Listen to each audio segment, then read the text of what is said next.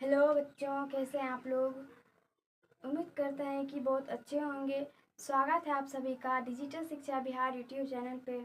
अगर आप हमारे चैनल पे नए हैं तो चैनल सब्सक्राइब करें और वीडियो को लाइक करें। वीडियो को लास्ट तक जरूर देखें और अपने दोस्तों में क्लास को ज़्यादा से ज़्यादा शेयर करें। तो आज हम पढ़ने वाले हैं हिंदी, जो कि हमारी मातृभाषा जो है हिंदी है। हिंदी ही बोलना चाहिए, जो कि यहाँ पर आज पढ़ने वाले हैं हिंदी। हिंदी गुठली के 4 नंबर चैप्टर पढ़ने वाले हैं, जिसका नाम है नाखून क्यों भरते हैं। नाखून क्यों भरते हैं, इस सवाल अगर ये पूछें कि नाखून क्यों भरते हैं, यह सबसे पहले कैसे पता चला कि नाखून कैसे भरते हैं। तो जो लेखक था लेखक की जो बेटी थी, लेखक की बेटी ने ही पूछा लेखक से कि पापा नाखून कैसे भरते हैं। लेखक से उसकी बेटी ने पूछा कि नाखून क्यों भरते हैं। तो लेखक को भी नहीं पता था कि नाखून कैसे भरते हैं, कि नाखून कैसे भरते हैं। तो नाखून जो है, अगर पूछें कि नाखून जो है लेखक का नाम क्या है, नाखून क्यों भरते हैं, इसका जो लेखक है, इसको जो लिखा है वो इसका लेखक का नाम क्या है। तो नाखून क्यों भरते हैं, इसके लेखक का नाम है हजारी प्रसाद द्विवेदी। ये आपको याद रखना है कि नाखून क्यों भरते हैं, इसका लेखक जो इसका नाम है हजारी प्रसाद द्विवेदी। अब जानिए कि नाखून क्यों भरते हैं। नाखून को हम हजारों बार काटते हैं लेकिन फिर भी वो भर जाते हैं, इसीलिए नाखून को जो है निर्लज, अपराधी, बेहया सब कहा गया है। लेखक ने इसे निर्लज अपराधी कहा है। नाखून क्योंकि हजारों बार काटते हैं लेकिन फिर भी बढ़ जाते हैं, इसीलिए इसे निर्लज अपराधी कहा जाता है। नाखून को हजारों बार काटे फिर भी बढ़ जाएगा। नाखून को हजारों बार काट चुके हैं लेकिन पता नहीं है, इसलिए नाखून क्यों बढ़ते, इसके लेखक जो हो जाएंगे हजारी प्रसाद द्विवेदी हो जाएंगे। अब जानिए इसका जन्म, लेखक जो है इसका जन्म कब हुआ था। तो लेखक का जन्म 1907 ईस्वी में छपरा बलिया उत्तर प्रदेश में हुआ था। लेखक हजारी प्रसाद द्विवेदी का जन्म जो हुआ था वो कहाँ हुआ था, तो छपरा बलिया उत्तर प्रदेश में 1907 ईस्वी में हुआ था। यह आपको याद रखना है। चलते हैं आगे। आगे दिया हुआ है कि निधन। अब उस निधन कब हुआ था, हजारी प्रसाद द्विवेदी का जो निधन था, उसका जन्म हुआ था 1907 में, तो छपरा उत्तर प्रदेश में। अब इसका निधन कब हुआ था, निधन हुआ था 1989 में, जो कि दिल्ली में इसका निधन हुआ था 1989 में। चलते हैं आगे।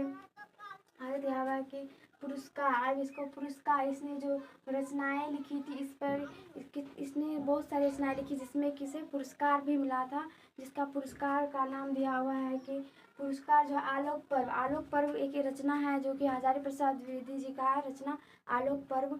अब इसमें जो आलोक पर्व था, इसमें कौन सा पुरस्कार मिला था, पुरस्कार का नाम है, आप देख सकते हैं, साहित्य अकादमी पुरस्कार। साहित्य अकादमी पुरस्कार नाम है जो कि आलोक पर्व पर मिला था।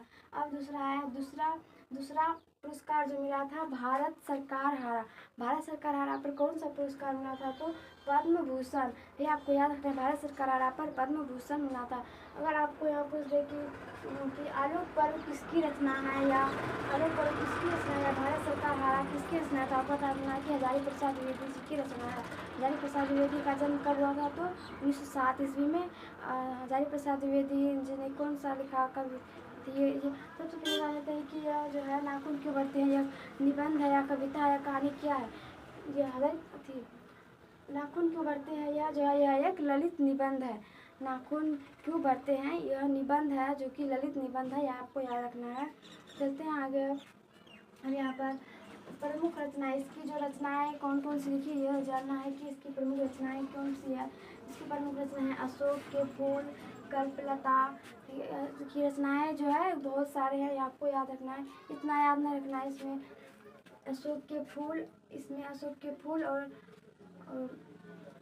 अशोक के फूल और आलोक पर्व ज़्यादा पूछे जाते हैं। अशोक के फूल और आलोक पर्व को आपको याद रखना है। अगर पूछ दे कि हजारी प्रसाद द्विवेदी जी की कौन सी रचना है, अगर इसमें अशोक के फूल आ जाए तो अशोक के फूल मान लो। अगर पूछे कि आलोक पर्व किसकी रचना है तो हजारी प्रसाद द्विवेदी जी की हो जाएगा।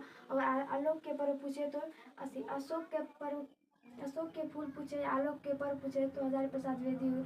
और इनमें से भी कोई पूछ सकता है कि जिसमें प्रमुख रचनाएं जो है हजारी प्रसाद द्विवेदी जी की रचनाएं जो है वो सब जानते हैं कि कौन कौन सी रचना है हजारी प्रसाद द्विवेदी जी की। तो अशोक के फूल हो गए, कल्पलता हो गया, और विचार और वृत्तक हो गए, और कुटज, विचार प्रवाह, आलोक पर्व, बाण भट्ट की आत्मकथा, और अनाम दास की पोथा, ये भी पूछ लिया जाता है एग्जाम में कि अनाम दास की पोथा किसकी रचना है, तो हजारी प्रसाद द्विवेदी की रचना है। सूर साहित्य, नाथ संप्रदाय, हिंदी साहित्य की भूमिका और पृथ्वीराज रासो पत्रिका का संपादन और विश्व भारती जो है शांति निकेतन पत्रिका।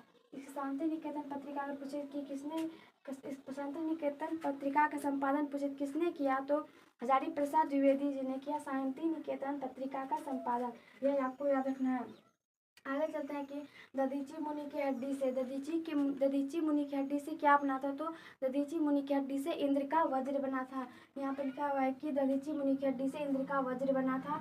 अगर पूछ दे एग्जाम में कि इंद्र का वज्र किससे बना था, तो दधीची मुनि की हड्डी से। ये दोनों में से उल्टा कर पूछ सकते हैं कि दधीची मुनि की हड्डी से क्या बना था, इंद्र का वज्र।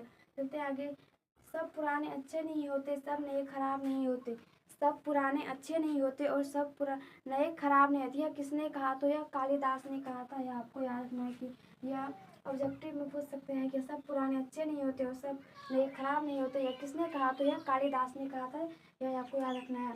अब यह नाखून, जब नाखून को काटते हैं तो यह हमें किसकी याद दिलाती है, तो नाखून जब पार्श्व वृत्ति की यानी कि पुरानी वृत्ति जो थी उसकी याद दिलाती है। क्योंकि पहले समय में आदि मानव थे जो कि उसके पास अस्त्र नहीं थे, उसके पास उतने ज्ञान नहीं थे कि अस्त्र बना सके, इसीलिए वो जो है अपनी रक्षा जो है नाखून से करते थे। बड़े बड़े नख रखते थे जिससे कि वो अपनी रक्षा करते थे। अब यहाँ पर यही पूछ रहा है कि नाखून जो है, नाखून को काटते समय या नाखून हमें किस चीज़ की याद दिलाती है, तो पार्श्व वृत्ति की याद दिलाती है, पुराने वृत्ति की याद दिलाती है। पहले का जब आदि मानव सब थे तो जब कोई नाखून काटते थे तो उसमें उसके मम्मी पापा बोलते थे मत नाखून मत काटो। अब बोलते हैं कि नाखून काटो। अब नाखून बढ़ने नहीं देते क्योंकि अब अस्त्र का ज़माना हो गया है। अब बहुत सारे अस्त्र बंदूक सब हो गया है, तलवार सब बहुत सारे अस्त्र है जो कि पहले नहीं थे। जो कि सब आदि मानव जो थे पहले नाखून से अपनी रक्षा करते थे, जो कि अब नाखून से नहीं करते हैं। अब नाखून के पहला तो अस्त्र था नाखून और दूसरे नंबर पर जो अस्त्र था वो दांत था। दांत से भी रक्षा करते थे पहले। चलते आगे कि नाखून जो हमें पास वृत्ति की याद दिलाती है। और लेखक से किसने पूछा कि नाखून क्यों बढ़ते हैं, तो लेखक से उसकी बेटी ने पूछा कि नाखून क्यों बढ़ते हैं। मान लीजिए कि यह उसकी बेटी है, ये उसकी बेटी बता देते हैं। यह उसकी बेटी है लेखक की, जो कि ये लेखक की बेटी है जिसने पूछा कि और लेखक से पूछा कि नाखून क्यों बढ़ते हैं। इसी के बारे में पूरा इसमें बता दिया गया है कि नाखून क्यों बढ़ते हैं, कि नाखून निर्लज अपराधी है। इसे का पहले उपयोग किया जाता था, किसमें अस्त्र के रूप में प्रयोग किया जाता था। यहाँ तक आपको समझ में आ गई। एक बार फिर से पढ़ लेते हैं। यहाँ पर के लेखक जो है नाखून क्यों बढ़ते हैं या कौन सा निबंध है, तो यह ललित निबंध है। अब यहाँ पे इसके लेखक की बात करें तो लेखक का नाम है हजारी प्रसाद द्विवेदी। नाखून को हजारों बार काट लेते हैं लेकिन फिर भी वो बढ़ जाते हैं, निर्लज अपराधी की तरह वो फिर से बढ़ जाते हैं। दूसरे निर्लज अपराधी नाखून को कहा गया है कि नाखून के बढ़ते ललित निबंध है। इसके लेखक हजारी प्रसाद द्विवेदी। इसका जन्म जो है 1907 में छपरा बलिया उत्तर प्रदेश में हुआ था। छपरा बलिया उत्तर प्रदेश में।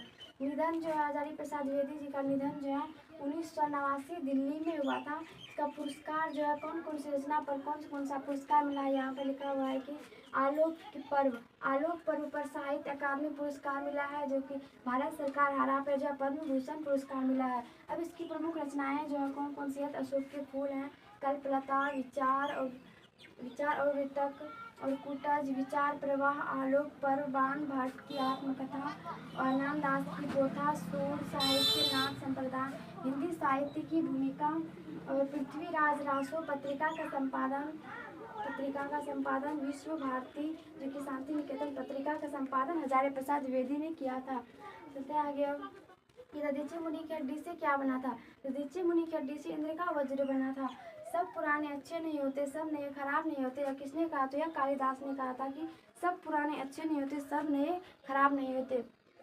अब हम नाखून जो हमें पार्श्ववृत्ति की याद दिलाती है, जो नाखून को 1000 बार कभी काटे तो निर्लज की तरह फिर से वो आ जाते हैं, इसीलिए नाखून को जो लेखक ने निर्लज अपराधी कहा है।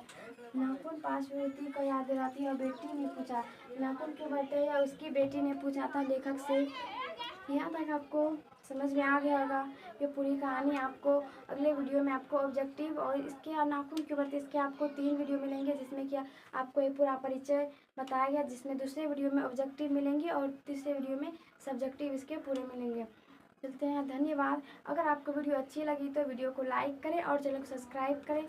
और आपको वीडियो अगर अच्छी लगी तो कमेंट में बताएं कि आपको वीडियो कैसी लगी और आपको कैसी वीडियो चाहिए। धन्यवाद।